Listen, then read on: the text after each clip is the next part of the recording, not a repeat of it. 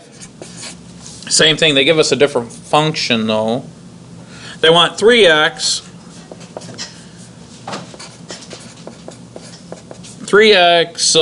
plus 1 all over the absolute value of x plus 2. Right? And so we want to look at the limit of this, and I'm just going to write it down, f of x as x approaches positive infinity and negative infinity. So when your textbook says if there's a limit as it approaches positive infinity and negative infinity, then it may have a horizontal asymptote, is really what the textbook should say.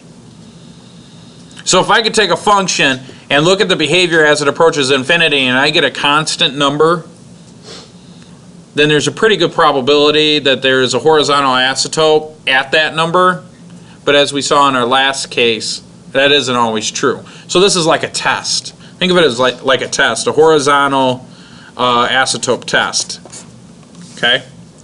So what do I want to do? I want to graph this. This is going to be an interesting function.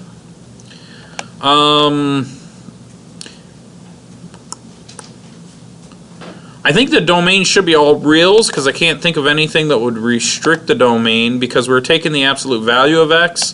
So x will always be a positive value. So I'll never have like a negative 2 plus 2. So I'll never get 0 in the denominator is what I'm trying to say.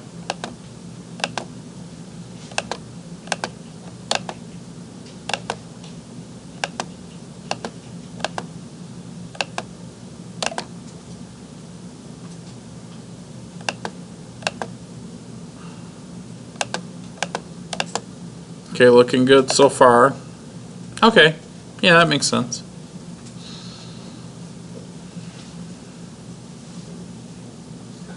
Three and negative 3, right? Oh yeah, that makes perfect sense. So how does Mr. Adams know that it's 3 and negative 3? You can look right there and see it. Well, we talked about this before. You want to think, yeah, I could look at it and see it, but how do I know the exact numbers, right? It's the leading coefficients. So as we approach infinity and negative infinity, really what I'm looking at is 3x over, what's the possibility for x? Well, it could be negative x or 3x over positive x, right? So as I look at the behaviors of that, in other words, if I plug in infinity and I multiply it by 3, I get 3 times infinity. Does it really matter if I add the 1? No, it's insignificant, right?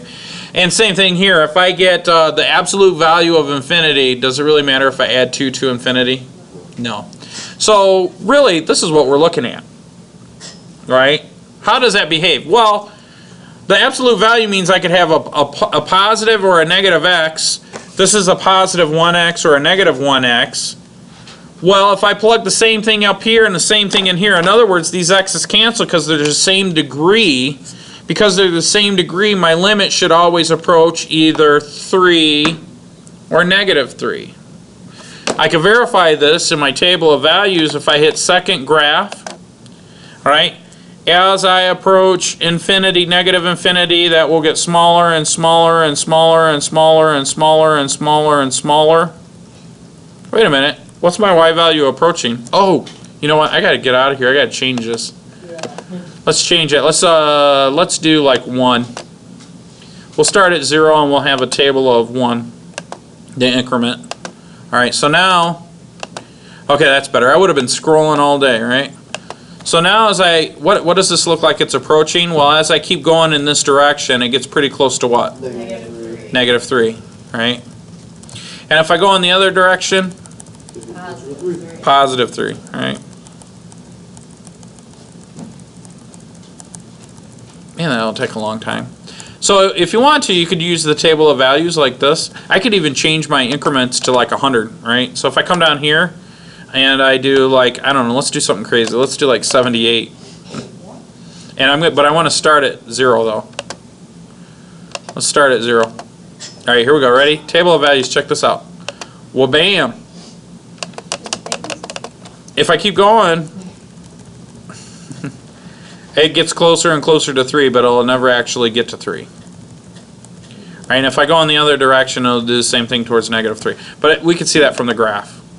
Okay, so what I want to do then is I'm going to come in here, and so then the limit of f of x as x approaches infinity is positive 3, and the limit of f of x as approaches negative infinity is negative 3. Does that make sense to you guys? Okay, good.